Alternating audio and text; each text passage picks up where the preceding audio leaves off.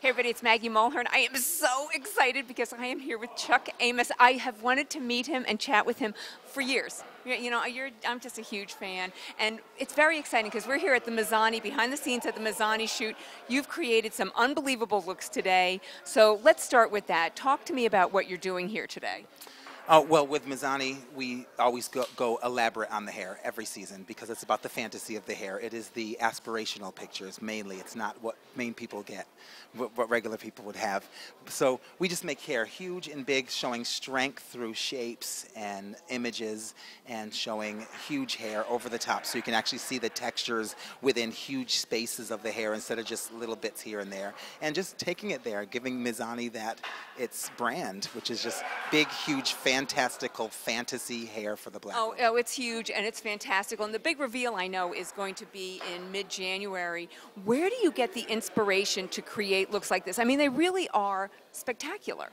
Well, we all come together and have meetings, and they pull swipes and tell me how far we can go, and then I take it there further, and I like to, I dream about hair, and I dream about shapes, and I dream about jobs like this because you don't get a chance to really express yourself that fully in hair advertisement and really make it, the dream fantasy. And they let me do that, and I just take it there. And Chuck Pollard up at L'Oreal, he allows me to go where I want to go with hair, which is actually an extension of who I am because I love huge, big, extravagant, over-the-top hair, just wow hair. And that's what Mizani is, wow hair. Well, I got to tell you, this is one of my favorite shoots of all time. I'm just watching. I'm just having the best time. Where do you really get your inspiration? Are you the type of guy, because people ask us that all the time, are you the type of guy that goes out on the street? Do you go to museums? Do you look through magazines? My museums and the history of fashion. I'm an FIT alumni, so fashion is really something that's in me. And art history, a lot of paintings tell you to dictate.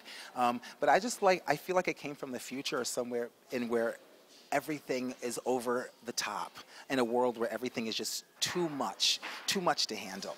And so whenever you see like a 40s style, I want to do the 40s style on steroids, or I want to do something with color, or we're doing a huge afro, but we're doing a huge afro, something that's like astronomically bigger than you would ever see like here on Earth. Or well, I'm thinking about that Oprah cover, and this, that Oprah cover's got nothing next to this afro that's going on here. But you're making history. I mean, you're not, if you're borrowing from history, I mean, you're borrowing it or just being inspired by it, but then taking it to the next level. I love it that it's on steroids. Yes, so, and I love that you said I'm making history because I really feel that like what's already been done is done, and you want to take it to the next level. If you're just keeping it the same, well then you're just repeating history. But we want to like make history, like you said. We want to make it happen and bring it to a level where people have never seen it before. And I look at hair all the time. Women on the subways eating, women at red carpet events.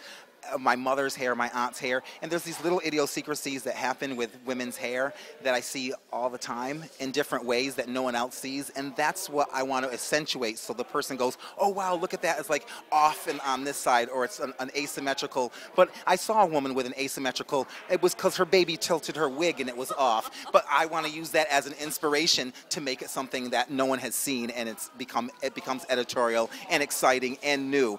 And I think that's why people are sort of drawn to my work, is that I try to askew it in some way to make you see what I see, the small idiosyncrasies that I see in my hair world, whereas someone who's not in the hair world won't see those things, so I'll accentuate that on a shoot or an editorial in order for them to see it and then go, wow, okay. All right, well, they're calling you on set, so before I let you go, you got to tell me, what is your favorite product used today?